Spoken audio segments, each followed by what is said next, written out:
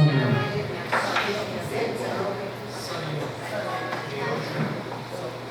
Muy bien.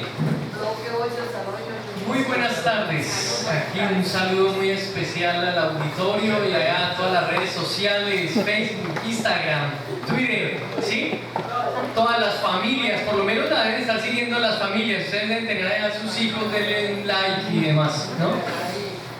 Bueno, vamos a continuar con este espacio académico institucional de la maestría en este cuarto coloquio.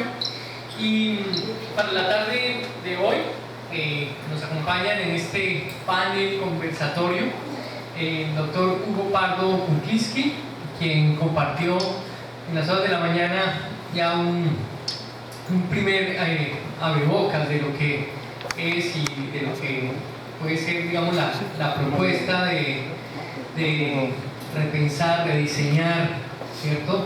De tener unas más miradas a quienes no logran estar en la mañana, seguro ahí ya por redes sociales hay varios de los apuntes que los que asistieron se resaltaron las ideas fuerza.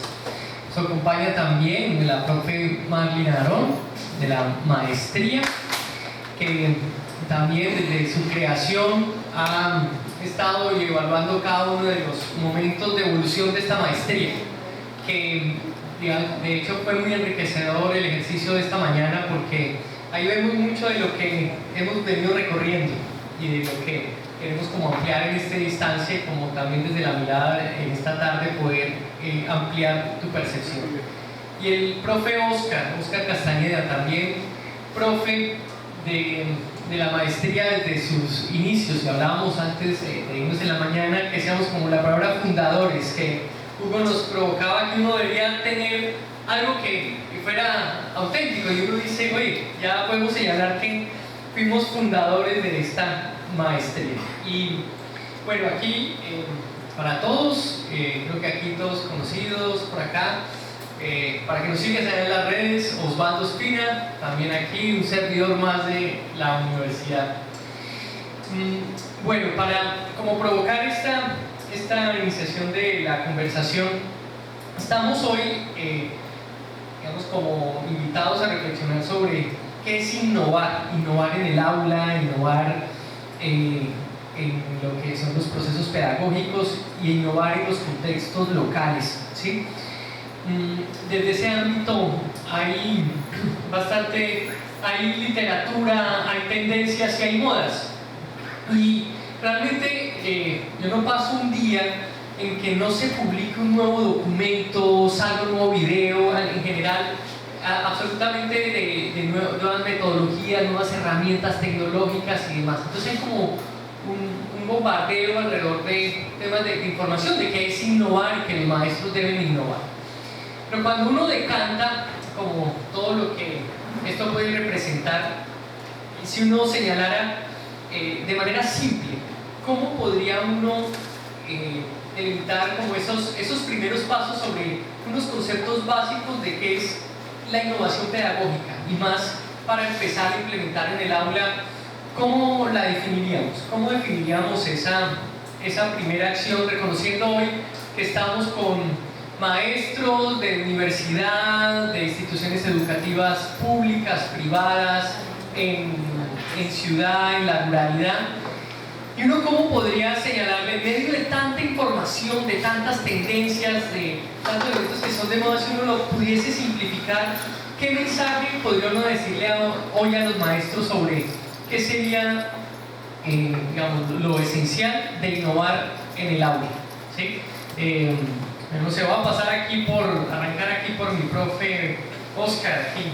Arranquemos y lo de acá. Bueno, buenas tardes a todos. Digamos que hablar de innovación es muy subjetivo y de pronto es muy de percepción de cada uno de nosotros, pero digamos que en lo personal, la innovación pedagógica es como ese arte para integrar metodologías, técnicas, estrategias a nivel pedagógico. Pero también tenemos que tener en cuenta que la innovación pedagógica en sí mismo no hace el cambio. El cambio lo hace el docente, entonces también tiene que ir de la mano con el tema de innovación docente. que es el que las aplica, el que les da sentido a ellas, porque metodologías, tendencias, postulados, teorías salen casi que a diario, lo acaba de decir ahorita el profesor Osvaldo. Pero ¿quién hace que eso sea realidad? ¿Quién hace que eso realmente tenga una vida y un sentido en cada una de las aulas? Pues el docente en sí mismo. Entonces, tiene que ir atado mucho con el tema de innovación docente. Y pues en la actual sociedad en la que estamos, pues tratar de meterle un poquito más sobre el tema de innovación tecnológica. Eso es como, a grandes rasgos, lo que percibo yo sobre el concepto en sí mismo de innovación pedagógica. Bueno, buenas tardes, un saludo para todos. Me place muchísimo verlos, sentarse aquí, mirarlos hacia allá y ver a ustedes como esa cara de expectativas, como que no deja de ponerlo uno nervioso, pero también le alegra a uno el espíritu saber que tiene personas que se interesan como uno en hablar de cosas que son motivo de preocupación, pero también son motivo de pasión. Entonces, muy conectada con ustedes. Con respecto a lo que Osvaldo nos pregunta, pues lo quiero mirar desde el punto de vista de la sistematización, que es como el eje de pronto del cual, la razón por la que estoy aquí. Y es que yo podría decir que no podría haber innovación si no hay un ejercicio reflexivo de lo que significa lo que estoy haciendo, qué estoy haciendo en el aula. No me doy cuenta de que no estoy haciendo bien las cosas si eso no va de la mano con una mirada de espejo, una mirada crítica frente a cada acto que estoy poniendo en marcha. Entonces, como la sistematización es un ejercicio reflexivo de la práctica pedagógica, la sistematización de la experiencia pedagógica, entonces la tomo y la pongo de la mano, que está muy en sintonía con lo que es la innovación en el aula. Durante este semestre he tenido algunas discusiones, abro comillas, cierro comillas, con los estudiantes de la maestría que me dicen, pero profe, esa es mi innovación. Y están llamando a la innovación una estrategia pedagógica. Y de pronto las discusiones van y vienen y yo les digo no. ¿Cuál es el plus? ¿Qué es lo que tú estás haciendo que hace diferencia? ¿Cuál es tu diferencial? ¿Cuál es tu impronta? ¿Cuál es tu sello? ¿Qué es lo que tú, dentro de la estrategia pedagógica que estás poniendo en marcha, que no la llevabas antes porque era tradicionalista, la estás usando ahora, pero qué es lo que hace diferencia entre esa estrategia pedagógica que la usas tú y la puede usar cualquiera en tu espacio de habla, en tu contexto, con las potencialidades que tiene con tu contexto, con las debilidades que tiene tu contexto? ¿Cómo haces diferencia? ¿Cómo logras? ¿Cómo haces ese clic para posibilitar ese camino legítimo, que decía esta mañana el doctor Kupinski, para lograr hacer ese cambio y esa transformación? Entonces, no podría generar innovación si no hay un escenario de reflexión crítica sobre lo que estoy haciendo. Bueno, el principal teórico de la innovación es Clayton Christensen, y él dice: la innovación es rediseñar agregándole valor a un proceso, a un servicio, a un algoritmo de procesos o a un producto. Eso es la innovación. Y luego tiene la innovación disruptiva, que no es agregarle valor a algo, sino que es hacer algo desde cero, cambiando un paradigma. Es decir, la innovación disruptiva implica un cambio de paradigma total, por ejemplo, el iPhone, ¿no? Es decir, la aparición del iPhone 1 en el año 2007 fue una innovación disruptiva en términos de la tecnología de dispositivos móviles que había en la época. Eso es innovación. Llevar a la pedagogía lo mismo, ¿no? Es decir, en el caso de la innovación es un rediseño del proceso para agregarle valor. En el caso de la innovación disruptiva es hacer algo completamente desde cero. Agregar valor. Okay. Ahora, cuando, para seguir ahí concretando y tener, digamos, tenemos ahí tres miradas alrededor del concepto, ¿no? De lo que puede significar innovar en el aula, innovar en educación. Uno cómo podría dar como unos tips alrededor de por dónde empezar. O sea, si uno señalara, hay maestros que pueden estar considerando que puedan estar haciendo innovación, y bien lo señalabas, Marlene, que pueden tener una mirada alrededor de hacer algo diferente, pero relacionado a la educación es relacionado a cómo lo que hace diferente puede ayudar a incidir en el aprendizaje y mejorar el aprendizaje, no sencillamente hacer algo diferente, algo entretenido, pero el resultado, tal vez los estudiantes aprendieron más, se engancharon más. ¿Cómo podría, digamos, uno pensar o compartir algunas ideas de elementos concretos para innovar en el aula? ¿Sí? Alrededor de, ahí sí, pues digamos, quien quiera entrar a compartir y vamos enriqueciendo, ¿sí? Dice, ok, vamos a agregar valor, yo quiero hacer algo diferente. Uno podría pensar 3 pasos, hablando mucho de lo que hemos mencionado esta mañana, de iterar, de ver el problema, de pensar mucho en el usuario, en este caso en nuestros estudiantes. Uno cómo podría pensar como tres elementos para iniciar procesos de reflexión o iniciar procesos de cambio al interior de un proceso educativo. O sea, ¿quién quiera? Bueno, primero detectar un error de algo que esté haciendo mal. Se puede detectar de 2 maneras, una manera más perceptiva de uno, de entender un poco el mercado, o mejor aún haciendo investigación cualitativa, ¿no? Una encuesta en profundidad, alguna entrevista en profundidad, algo que me valide que el error, lo que yo percibo como un error, es un error, ¿no? O es una mala práctica. A partir de ahí es diseñar una estrategia para resolverla. Volvemos a lo de esta mañana. Normalmente es trabajar desde cero en un producto mínimo viable que salga al mercado con un cambio, y a ese cambio ir iterando el cambio hasta que esa innovación se convierta en status quo. Ya empieza a ser ciclo de vuelta, porque hay muchas innovaciones que en un momento dejan de serlo y no las tomamos como tal, pasan a ser status quo. Por ejemplo, hoy todos tenemos un smartphone. Hace 10 años era una innovación disruptiva, luego pasó a ser una innovación y ahora es status quo. Ya nadie piensa esto como un valor, pero hace 10 años todos lo pensamos como un valor. Entonces es un ciclo que no termina nunca, ¿no? Es decir, error, resolución del error, status quo. Error, resolución del error, status quo. De manera cíclica.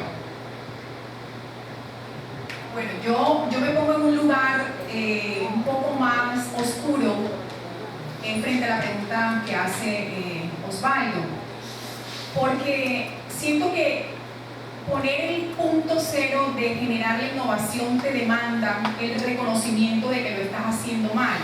El doctor Kuklinski dice reconocer el error, pero ¿cuándo te das cuenta que estás cometiendo un error si lo normal es no darte cuenta que estás cometiendo errores?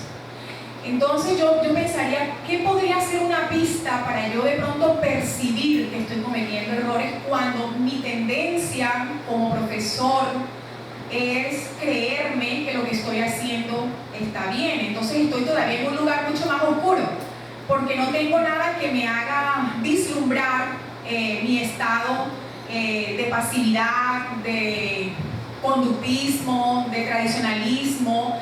Entonces, ¿cómo hago para mirar eso? Yo diría que de pronto algunas cosas que pueden ayudar es mirar un poquito los resultados de los estudiantes. De pronto sentarme yo a escucharme de pronto el discurso de que mis estudiantes no avanzan y escucharme de pronto repetírselo a mi compañero. Es que mis estudiantes no avanzan, y es que mis estudiantes todos son malos, es que mis estudiantes no alcanzan, ninguno me ganó el parcial, a todos les fue mal. Entonces, porque eso me hace pensar en el ejemplo que el doctor Kuklinski puso esta mañana, el del estudiante, que el chico era pésimo, no hacía nada, pero resulta que era excelente boxeando, ¿ya? Entonces, ¿cómo yo esas pistas de que todo está funcionando de manera negativa, que las razones, que los resultados, que las estadísticas no favorecen, puede ser una de las formas en las que yo me pille que debo cambiar algo? Que los resultados me están mostrando que hay algo que no estoy haciendo bien en un mundo en el que yo creo que estoy haciendo bien y que mi letrero es yo les doy la clase y ustedes resuélvanla como puedan. Entonces de pronto mirar esos resultados.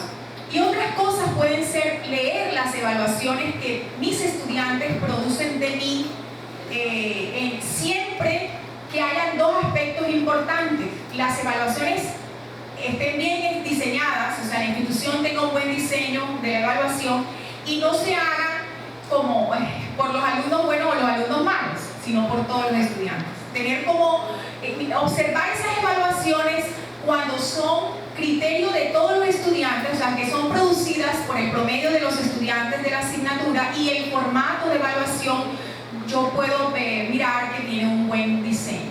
Entonces siento que de pronto esos dos aspectos, leer lo que otros dicen, en este caso esos otros son mis estudiantes, y de pronto observar los resultados de mis estudiantes. Creo que esos dos aspectos podrían entrar a decirme en un momento: pilas, es importante que mires esto porque hay algo que debes cambiar.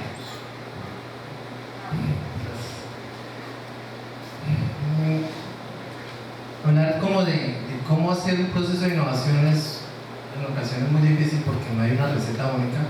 Puedes tener una serie de ingredientes para poder llegar a hacer un cambio. La palabra error quisiera yo cambiarla por oportunidades.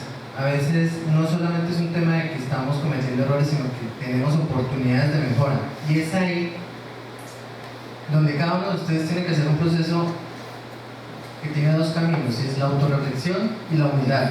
Y es decir, ¿qué quiero cambiar? ¿Por qué quiero cambiar? ¿Cuándo quiero cambiar? ¿Y cómo quiero cambiar? Es estar retándose constantemente a un proceso de mejora. Es aplicar la teoría del cambio de Shlomo, en donde él dice que a veces el estado de confort no es del todo bueno, porque nos acostumbramos a hacer lo mismo, y cuando no queremos hacer algo diferente, pues seguimos haciendo lo mismo. Entonces necesitamos ese punto de quiebre que nos invite a hacer algo diferente. A veces esos puntos de quiebre es que alguien te empuje, y ese alguien puede ser un docente, los mismos estudiantes, el mismo sistema, o tú mismo dentro de ese proceso de autorreflexión dices: oiga, ya no tengo que hacer esto igual, tengo que hacer algo diferente. Y también tenemos que cambiar un poquito la mirada que muchos hacen, en el sentido de que innovar tiene que ser algo supremamente complejo y grande. No, puedo hacer pequeños cambios, pero que sean significativos, no cosméticos. Cuando yo hago cambios significativos en algo que propende un mejor desarrollo de aprendizaje, en sí mismo ya estoy innovando. O sea, la innovación no se puede medir por lo grande y complejo que sea, sino por lo profundo y significativo que es. Entonces, en ese orden de ideas, pues la invitación es: salgan un poco de la zona de confort, valoren qué están haciendo y qué quieren hacer diferente. Primero hacia ustedes, en esa mirada interna de autorreflexión, y luego en esa mirada externa hacia el resto de sus estudiantes. Sí, es esto de la innovación incremental o la disruptiva. Incremental es paso a paso, disruptiva es todo al revés, todo diferente. Yo quisiera como enfatizar aquí algunos elementos sobre esta última respuesta. Observaba que hay un punto de partida, y el punto de partida es un proceso de reflexión, ¿sí? Alrededor de, no es como espontáneo, ¿sí? O sea, no es de un momento a otro en que puede hasta que esté ocurriendo un proceso y usted empieza a cambiar y cambia lo que justo sí estaba bien, ¿sí?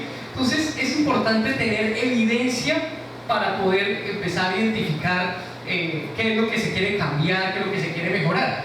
Alrededor de tener un proceso de reflexión, si sus estudiantes están logrando los resultados, pueden ser temas de motivación. Alrededor de, hablábamos en la mañana, muchas veces uno puede encontrar temas de enganche, uno puede preparar bien su clase general, pero a los 20 minutos ya perdió la atención de sus estudiantes. Ese es un elemento que tienen que llevar y poner en el tapete para poder analizar y poder empezar a tener evidencias, ¿sí? O sea, es poder tener un punto de partida para empezar a iterar, empezar a hacer la innovación incremental.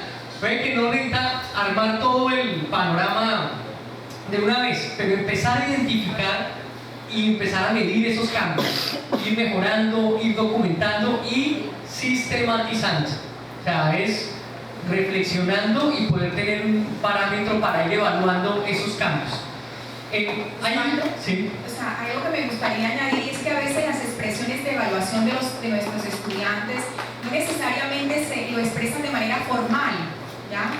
Por ejemplo, alguna vez me hicieron llegar un meme de mis estudiantes en el que decía, ¿qué sacaste en la evaluación de la profesora Marley? Y decía, lágrimas. O sea, eso me tocó el alma, porque ellos estaban expresando que lo que habían sacado no era ni bien ni mal, sino que habían sacado lágrimas. Duro para un profesor leer eso. Y era su forma de evaluar, su forma no formal de evaluarme. Entonces, o sea, y eso, fíjense que eso que era no formal estaba generando un impacto en mí y era una evaluación en el que me estaba diciendo, ojo, hay algo que estás haciendo que necesita es una alerta que le prestes atención, ¿ya? Entonces son elementos que te llegan en un determinado momento para que tú pienses, te des cuenta, entiendas que hay algo que es necesario modificar, no para mal, o sea, no para ser más dura, no para ser más estricta, no para ser más inquisidora, sino para ver si realmente estás produciendo en tus estudiantes lo que quieren, la razón por la cual estás en el aula, que es enseñar. Ahí me llevas como a tener una reflexión que un proceso de innovar y agregar valor en la misma manera de detectar el problema, ¿correcto?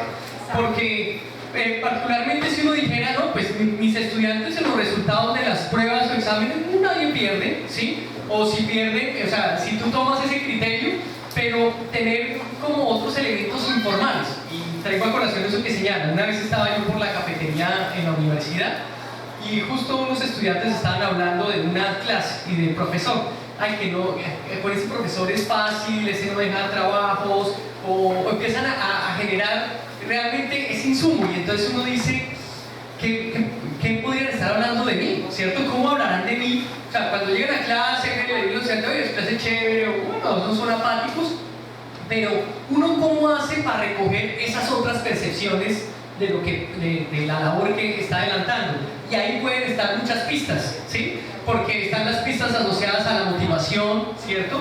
A identificar los verdaderos problemas y focos en los cuales uno puede entrar a cambiar. Precisamente relacionado con la labor del docente, está en el marco de una institución, o sea, es un trabajo en solitario, relativamente, pero en medio de una comunidad. ¿Cómo digamos, alentar como procesos de innovación en lo que es una comunidad como es una universidad, un departamento académico, un colegio, reconociendo que muchas veces está el profe empezando a tener ese proceso de reflexión, pero de pronto sus colegas no han entrado en sintonía? Y muchas veces ustedes nos compartían aquí en la maestría, cuando ustedes empiezan a ver estos temas y llegan y se enfrentan a la realidad, ¿cierto? Es el coordinador académico, el rector, que pues ellos no están en esta sintonía alrededor de esta reflexión pedagógica. ¿Uno cómo podría alentar a aquellos emprendedores educativos que se asumen un reto como maestros de repensar su práctica y de ayudar a incidir también en el cambio de cultura escolar, ¿sí? O también acá como directores, por ejemplo acá pero también hay directivos docentes, ¿de qué manera pueden ellos alentar procesos en sus maestros para generar climas y ambientes de innovación, de experimentar, que efectivamente se atrevan a repensar su práctica? ¿Qué podríamos ahí señalar? Y a ver, la innovación, la mejor innovación es siempre de abajo hacia arriba, no de arriba hacia abajo. Entonces, si la innovación es de abajo hacia arriba, no va tanto de alentar a otros a que hagan lo que yo considero innovación, sino de hacerla y que, digamos, fluya de manera orgánica. Entonces, ponemos lo mismo, o sea, yo lo que tengo que resolver primero es el ecosistema que yo controlo. Las variables que yo controlo, eso lo puedo resolver. Y no es poco, porque son una carga horaria de una asignatura que son 40 horas. Yo tengo 40 horas con 20 personas, 40 horas de carga horaria, ¿no? Que son no sé cuánta cantidad de horas reales. Con un grupo donde yo soy la autoridad máxima y ahí no hay excusas. Entonces vamos por ahí primero. no voy primero por hablar, convencer al... Es decir, no intento convencer al decano o a quien corresponda de algo que voy a hacer. Se convence solo en la organicidad de la innovación.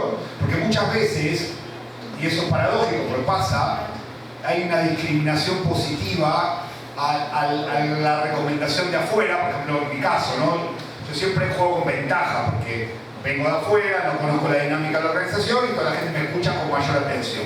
Pero si yo me quedara a vivir aquí en Riohacha y me viera todos los días, el valor de mi palabra hoy empieza a perder valor, hasta que hubo otra vez empezado directamente innovación. Es decir, entonces hay una discriminación positiva al externo. Lo cual significa que tú tienes que hacer tu juego. Y la legitimidad te vendrá por cualquier lado.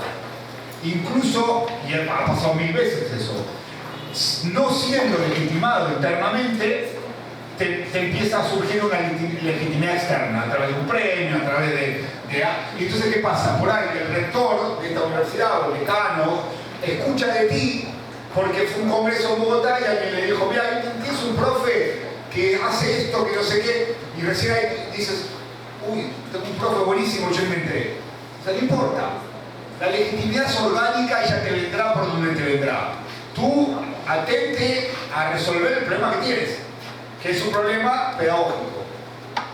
Y con respecto a la medición, yo creo que lo que decíamos esta mañana es bastante fácil el asunto. O sea, si yo tuviera el ejercicio habitual de cuando termino mi curso hacer una evaluación anónima donde ponga pros y contras del ejercicio pedagógico, en el sentido de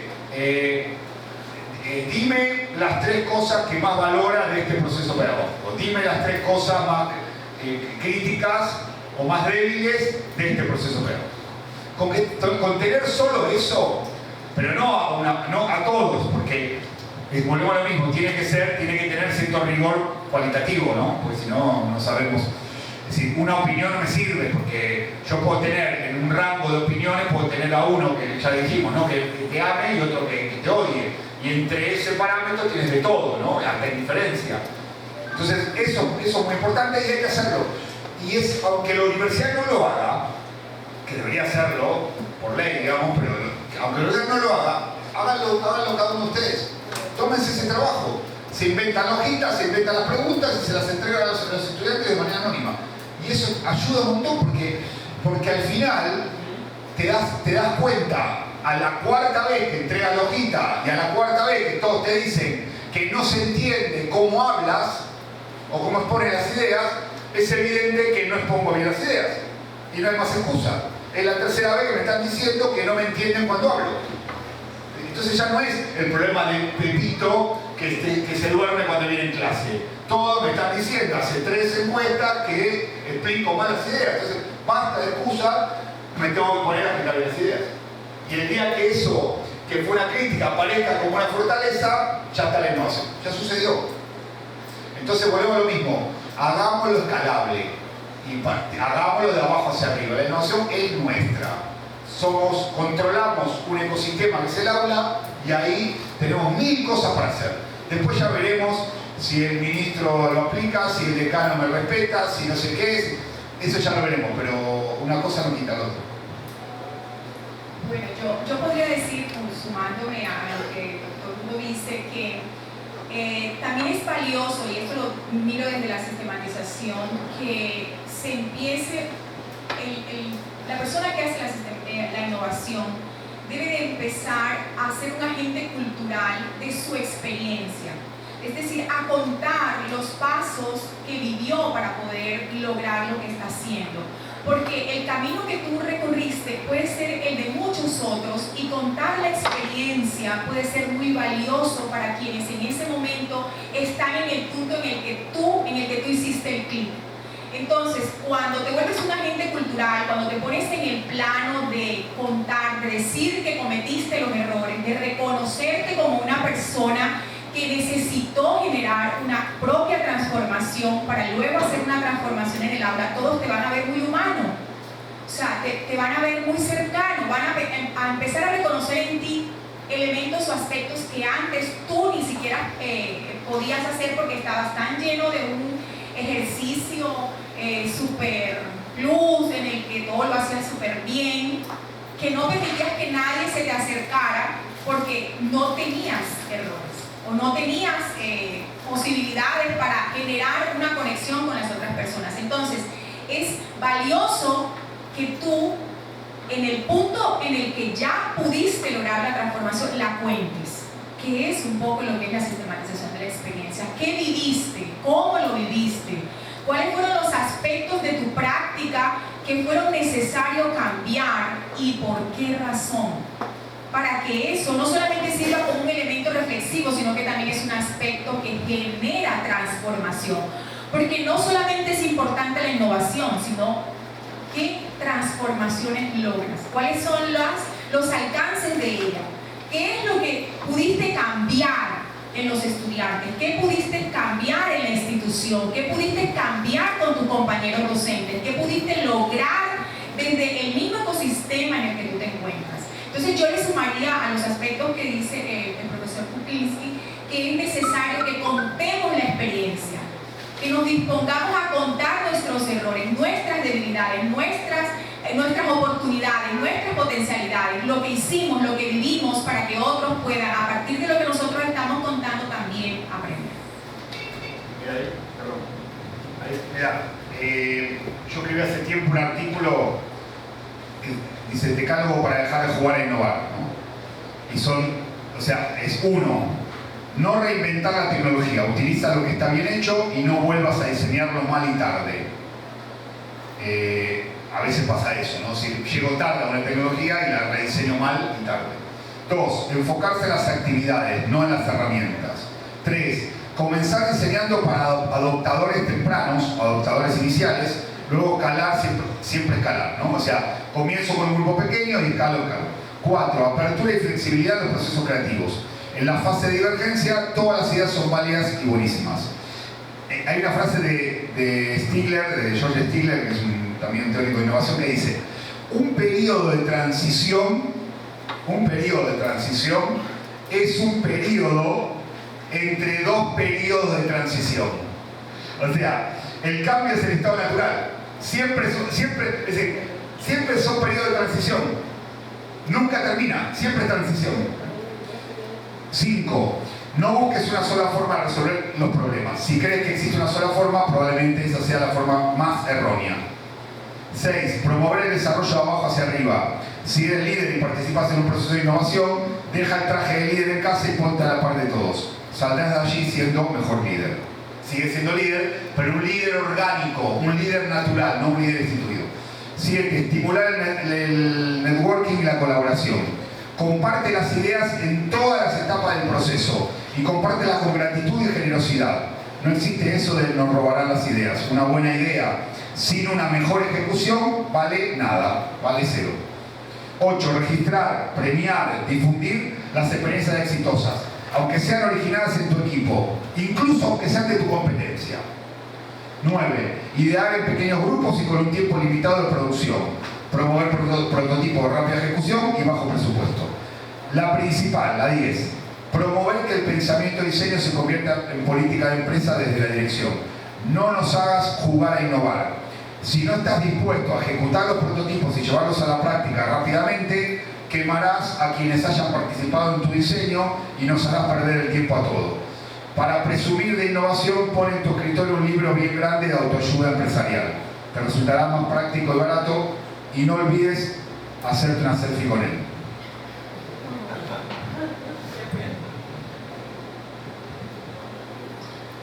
Sobre lo que han dicho mis colegas, yo complementaría que esto también es un ejercicio de persistencia y paciencia.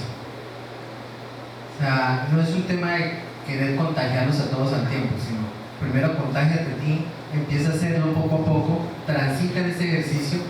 Pero algo bien importante que rescato de lo que ya han dicho aquí al lado es muéstralo, y ese mostrarlo es visibilizar. ¿Cuántas experiencias de aula no han sido exitosas y muy buenas, pero terminan en esas 4 paredes? De nada sirve que ustedes lo hagan muy bien ahí en esas 4 paredes, pretendiendo que es que si lo publico, lo visibilizo, el otro me lo va a robar. Pues que se lo robe. El tema está acá en que esa experiencia de aula se vuelva una experiencia significativa, porque en la medida que se vuelve significativa, el otro va tomando como base eso para surgir en otras cosas que a ti te permite tener otra mirada diferente para hacerlo diferente en ese ejercicio y volver a hacerlo como un ejercicio de crecimiento en espiral. De tal forma que tú estás en un punto A, al compartirlo con otro y hacerlo significativo, él tiene otra mirada que a ti te va a llevar al mismo punto A, pero no es un mismo punto A en la misma altura. Ya tienes un valor emergente que ha hecho que tu propia experiencia haya crecido 2 veces.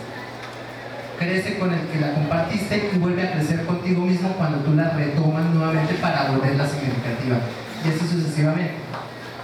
Esto hace parte de un ejercicio en donde todos deben buscar el tema hacia sí mismos, y es que la docencia es una vocación. Y en ese entender de que es una vocación y no simplemente un ejercicio económico, créanme que todos podemos empezar a innovar mucho más honestamente, y no innovar por innovar o buscar innovar para que los otros digan, uy, ese es un profesor que innova cada ratito y se la pasa innovando. También entender que la innovación no es simplemente inventar.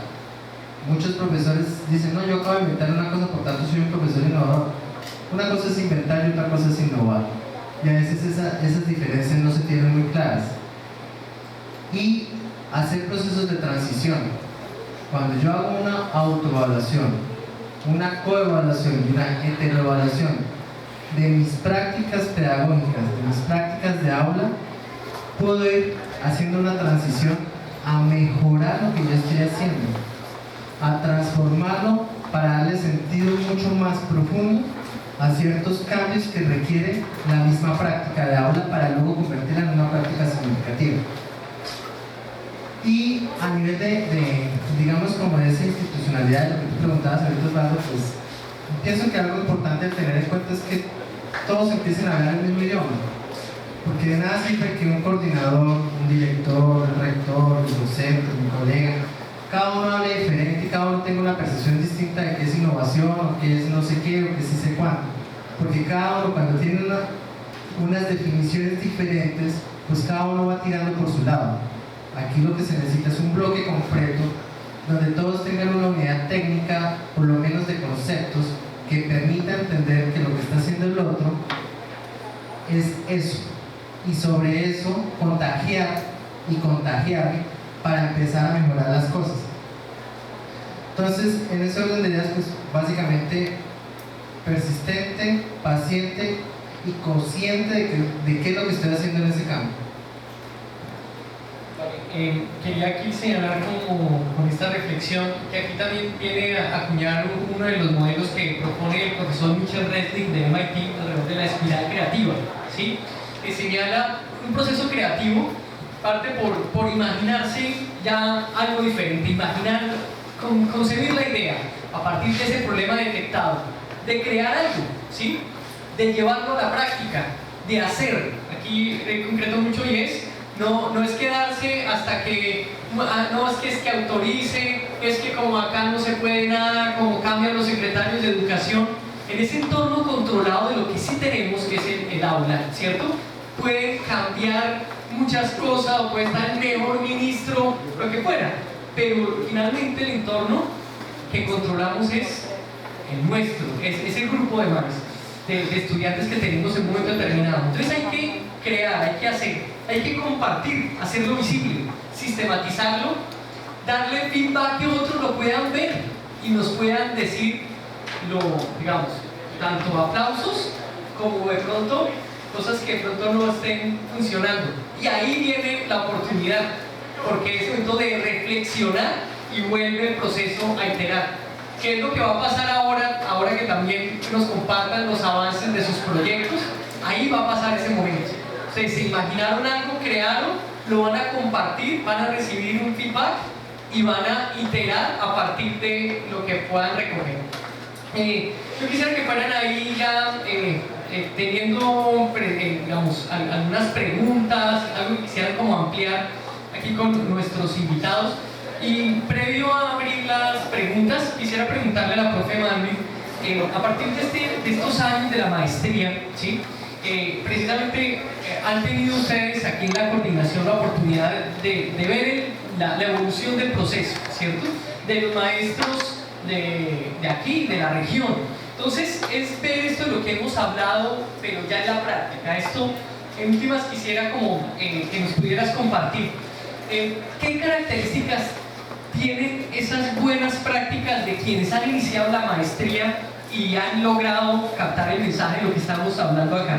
O sea, como bien vean, finalmente, porque esto empieza a hablarse desde el primer semestre de la maestría, todo este proceso de reflexión, y que por otro lado es como el principal obstáculo que no deja como avanzar en esa línea. Tal vez aquí algunos hayan estado en los dos ámbitos, ¿sí?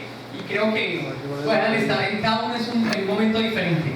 Y luego de la intervención de la profe Marlin, me encantaría ahí ya abrir un par de preguntas para poder aquí ampliarlas con nuestros invitados.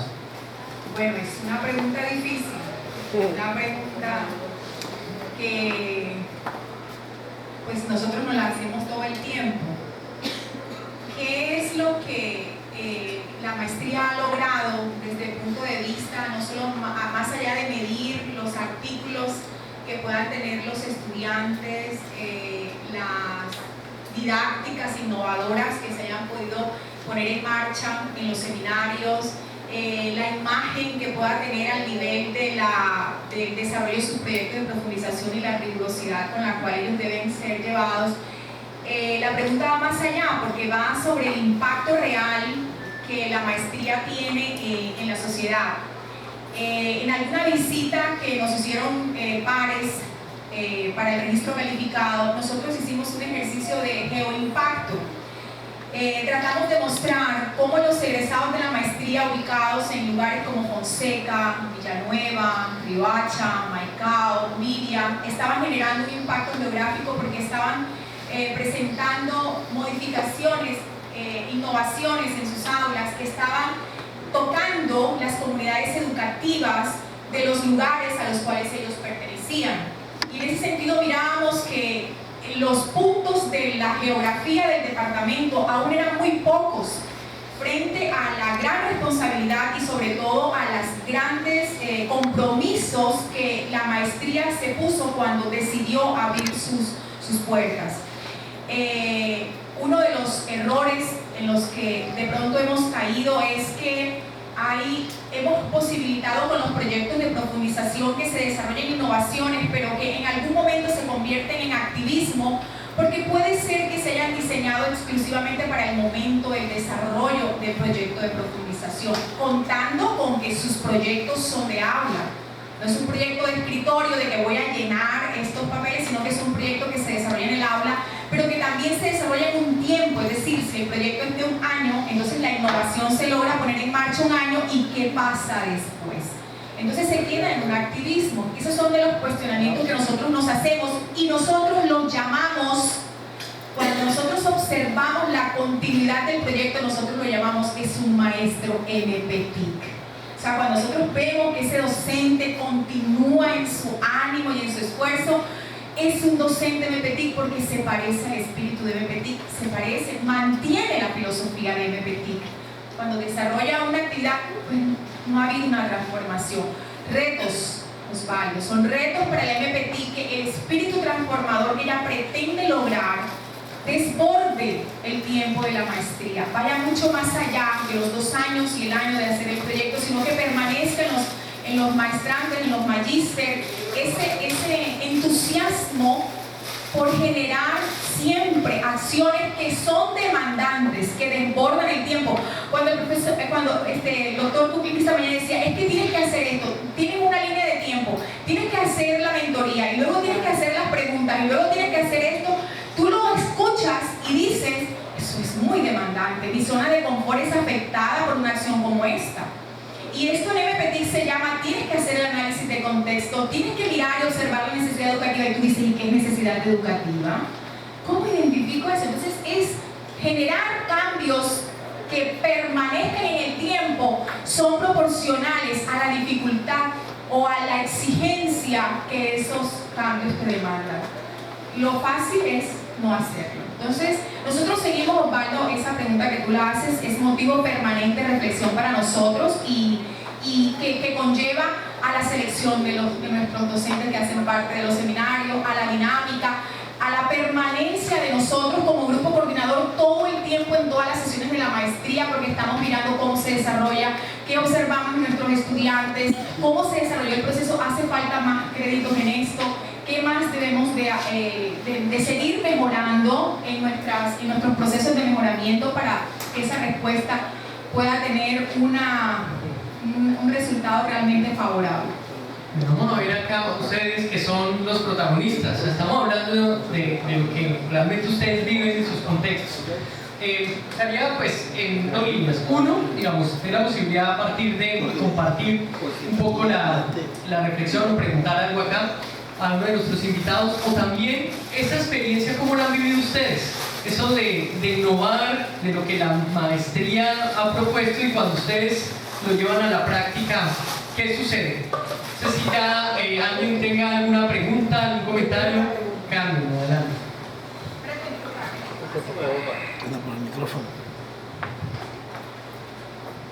Si quieres indicar si es para todos o para alguien en particular, también lo indicas. No, para el que la quiera contestar. Bueno, ante todo darle las gracias pues, por permitir que mi presencia esté acá. Que saben que venir de Valcabense para acá uno también trabajando es complicadito, pero bueno, lo importante es que estamos aquí. Lástima que no pudimos estar esta mañana, me hubiese gustado, pero bueno, aquí estamos. Lo importante es esto. Mi nombre es Carmen Matías, pues ya egresé, estoy en el proyecto de profundización de MPT, muy orgullosa. La pregunta, bueno, antes de la pregunta, tenemos claro que la sistematización debe ser la innovación que uno le coloca a la práctica pedagógica. La pregunta es, ¿será que en algún caso se puede sistematizar la estrategia pedagógica? La hago nuevamente, quedó claro. Bueno, tenemos claro. El concepto es llamarle algo estrategia ya implica una sistematización. No es eso. A ver, yo pongo en práctica una estrategia pedagógica para mi proyecto de profundización. Listo. Yo tengo mi innovación porque fue algo nuevo que yo, para que se cree, para poder llegar a que esa estrategia me sirviera, yo le tuve que poner, como ese llamarle, mi plus.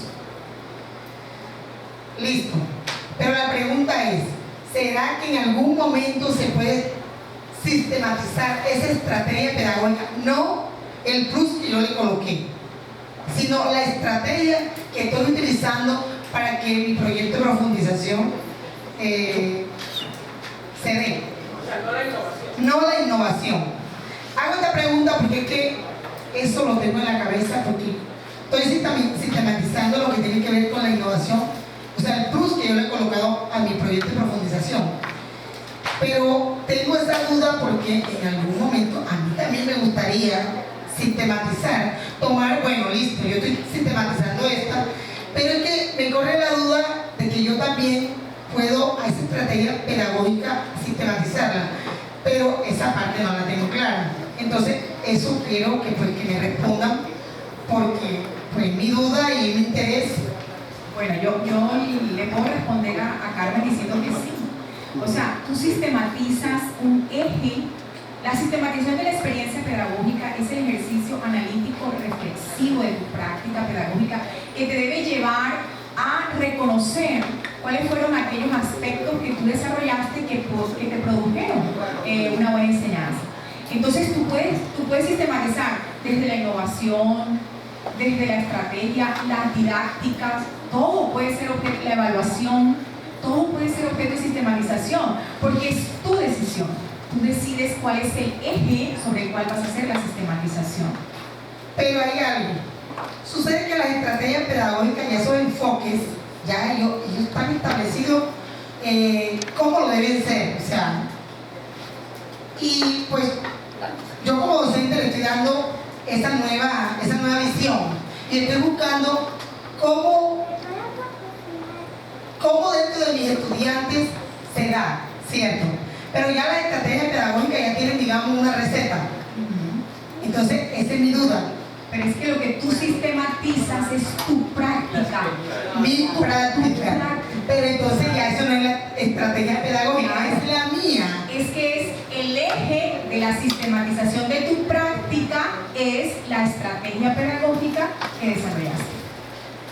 Sí, a ver, no nos compliquemos con palabrejas, digamos. Me parece que al final de cuentas el tema es: hago algo y quiero que el mundo se entere de lo que hice.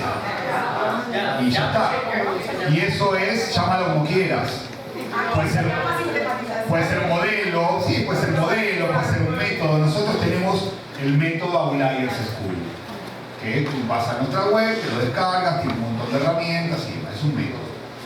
El tema es eso que tú haces y quieres compartir con el mundo es, bueno, no estuviste esta mañana, pero es un proceso de escalabilidad. O sea, tú no pasas de hacerlo en el aula a querer compartirlo con el mundo, porque probablemente no tenga el valor suficiente para compartirlo con el mundo, porque te falta ensayo-error, te falta iteración. A la 10ª iteración, cuando lo probaste 10 veces y le fuiste agregando capas de valor, ahí dices: oh, esto está buenísimo, esto gusta mucho, voy a compartirlo con el mundo, ¿no? Y empiezas a compartirlo.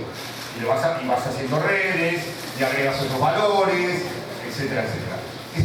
Probablemente sea un proceso natural del proceso de innovación, sea una forma natural del proceso de innovación. Agregarle capas de valor a lo que haces que automáticamente te llevan al método, porque si la forma de escalarlo es tener clara la racionalidad de ese proceso. No es caótico, porque si fuera caótico no sabes por dónde atacar. Tú sabes que tienes una línea de tiempo y que tienes unos aciertos y unos errores. Vas atacando errores hasta que se convierten en aciertos. En algún momento tendrás un diagrama de flujo muy fino y muy correcto, y ahí lo compartes con el mundo. ¿Cómo lo compartes? Bueno, a través de un método que se convierte en un libro, que se convierte en unos vídeos donde explicas cómo lo hace, que se convierte en unas entrevistas, que se convierte en un ensayo, que se convierte en mil cosas. O como lo hacemos nosotros, que tú te puedes bajar las cartas, te puedes bajar el método, te puedes bajar los podcasts. Y esa es la profundización de tu práctica. ¿Alguien más por ahí? La línea está abierta. Pregunta. ¿Otro por ahí? Ya, por acá, Freddy. ¿Cómo va a preguntar?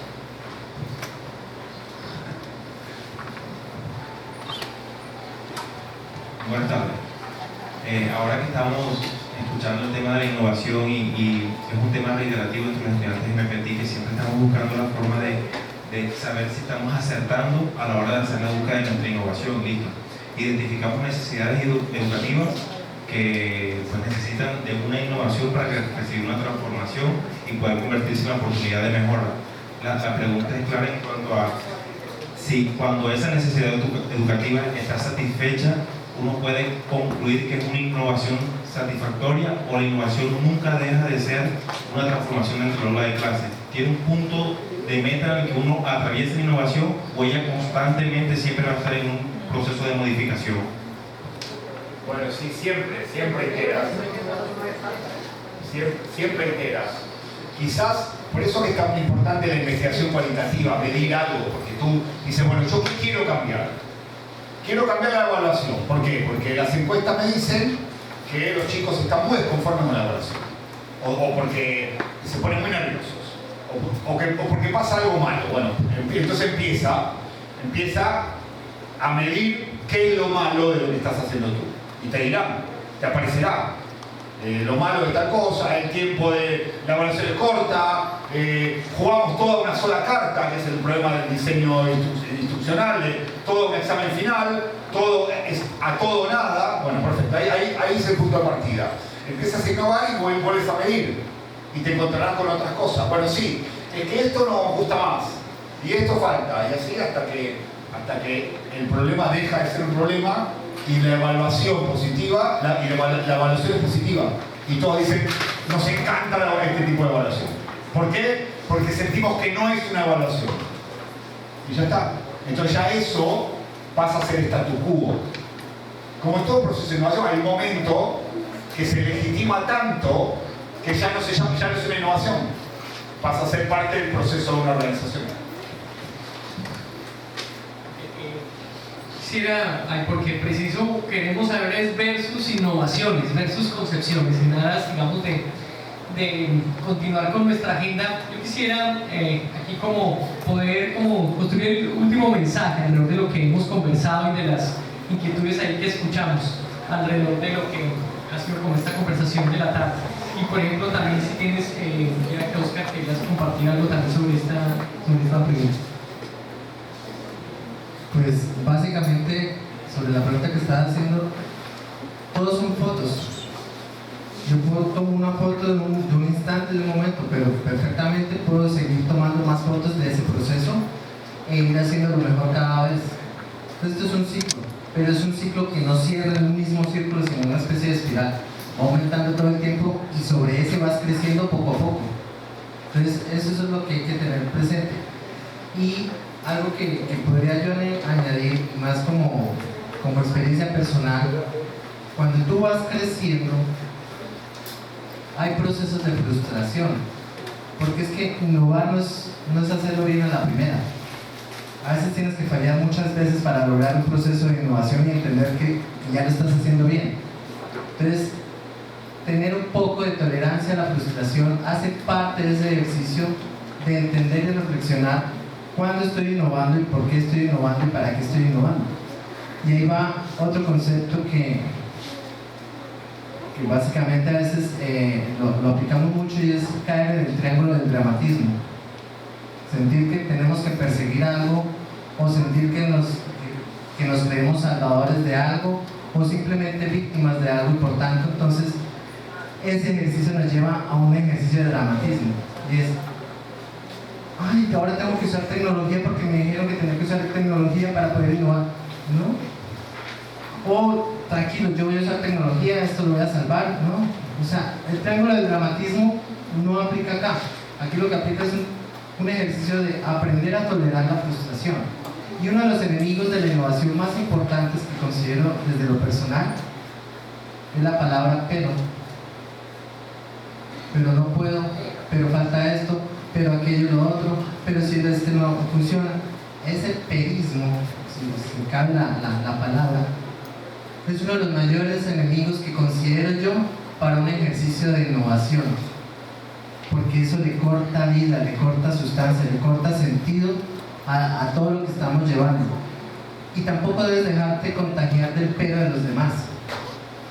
Nosotros, en el método nuestro, cuando hay un pero en el proceso de divergencia, de generación de ideas, le tiramos un dinosaurio en la cabeza que es al que hace el pero. Parte del método. Miren qué tontería, ¿eh? Cada equipo tiene un dinosaurio de peluche, y el que dice un pero, o no puedo, y el que se inventa excusas, se le tira al dinosaurio. Como en vez de decirle no, esto está mal, se le tira al dinosaurio, ya sabe que está mal. Si todos le tiran a la vez al dinosaurio, es porque está muy mal, ¿no? Y ven como son detalles del método, ¿no? Así, ¿por qué? Porque no queremos que haya peros. Entonces, para ludificarlo, porque tampoco queremos incomodarte, te tiramos el dinosaurio. Y nos reímos todos porque te estamos diciendo, no, eso no. Y esa es como para cerrar como el mensaje alrededor de lo que hemos hablado. Yo le respondería a Freddy diciendo que es necesario mirar por qué estás innovando.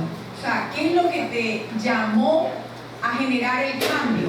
Y traería a colación el pensamiento de Pix, lo que es la buena enseñanza. No es ir al ritmo de mis mejores estudiantes, sino lograr que todos sean buenos estudiantes. Si lo que yo pretendo es lograr que mis estudiantes aprendan, yo mismo estaré midiendo la innovación. Yo mismo estaré midiendo qué he logrado, si estoy en la primera iteración, si estoy en la segunda, si estoy en la tercera, si me hace falta, si todavía tengo muchas cosas que cambiar, si es necesario modificar procesos, o si es necesario modificar evaluaciones, o si es necesario modificar actividades para poder responderme hasta dónde voy a llegar. O sea, siento que en esa respuesta es muy importante la mirada reflexiva, permanente y crítica del docente frente a su para qué. O sea, hasta dónde, cuál es el top de mi innovación, hasta dónde quiero llegar. Hugo, ahí tu frase de cierre. No, yo estaba pensando en la maestría. Creo que me falta información, ¿no? Pero bueno, ya escuché, Osvaldo me habló y estoy aquí ahora. Estaría bueno que piense en la maestría como un producto en sí mismo.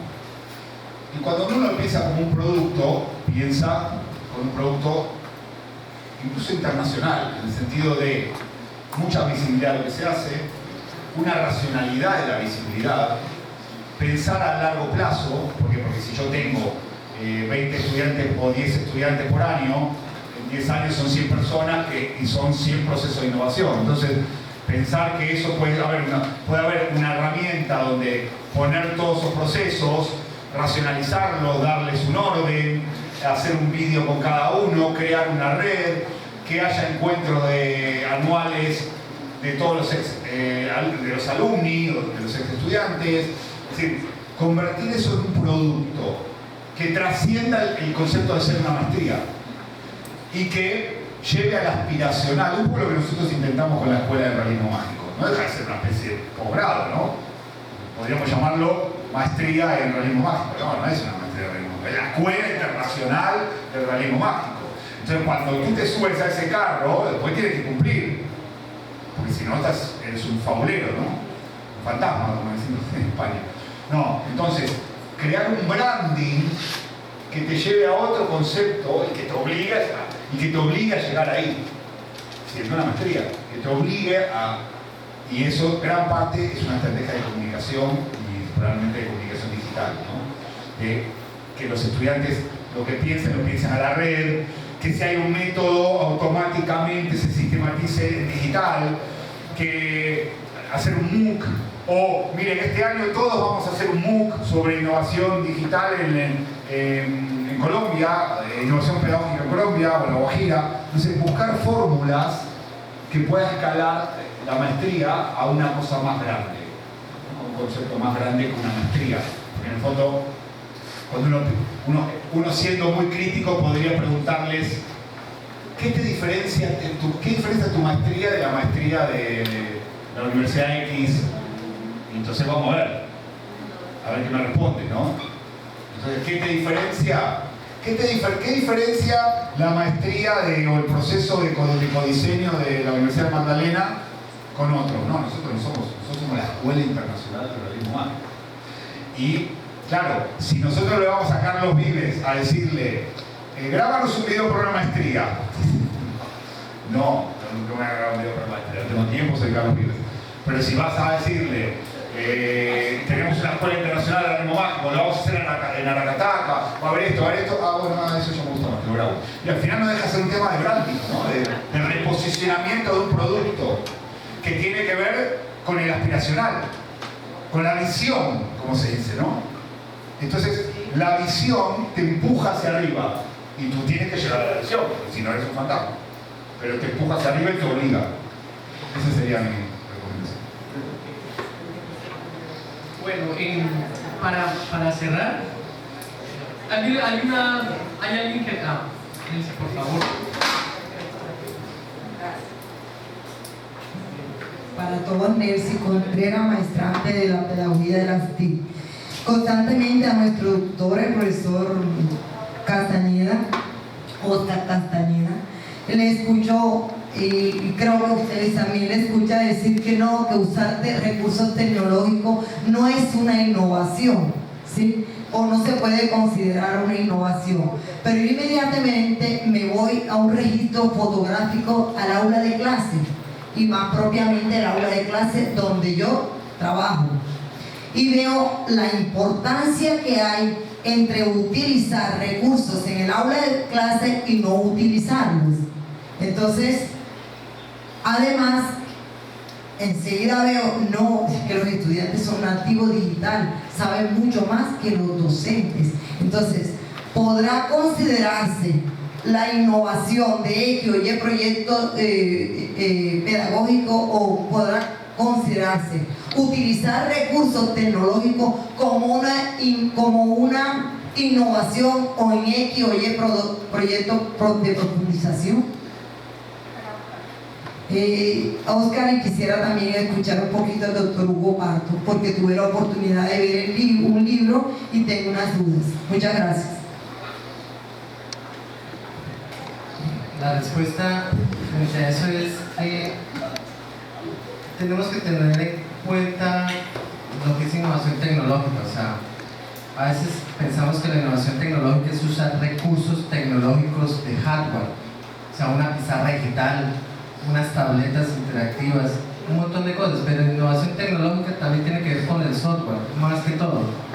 Esta mañana escuchaba a ti, Hugo, y es exactamente eso. O sea, todos aquí están en una red social, WhatsApp, Facebook, cualquier otra. El saber usarla y el sentido con que la usas, ya le estás dando un ejercicio de innovación tecnológica. Porque el WhatsApp tiene una intencionalidad por la cual fue creada, pero cuando tú ya le das otro tipo de intencionalidad, y en este caso lo enmarcas a un ejercicio educativo, pues ya estás mezclando lo que es la innovación pedagógica con la innovación tecnológica. Pero no necesariamente es porque yo estoy usando una pizarra digital interactiva o estoy usando dos pizarras digitales interactivas al tiempo. Todo va en un ejercicio de contexto.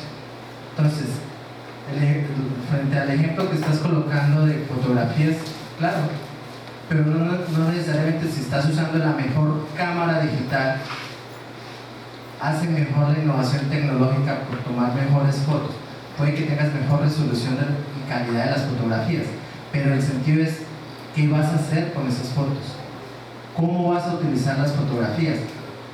¿Qué sentido tiene? Entonces ahí es donde a veces puede estar la diferencia cuando nos hablan, ingresa en innovación tecnológica y nos quedamos es con el hardware, con la parte física, pero no es un tema de la parte física, es un tema de qué uso para que dé un sentido desde la innovación pedagógica que me ayude a potenciar mi innovación docente en el aula. Bueno, ahí recién cuando hablaba del decálogo para dejar de jugar e innovar, enfóquense en las actividades, no en las herramientas. Porque tú dices lo de la fotografía, bueno, vamos a ver, ¿qué has hecho?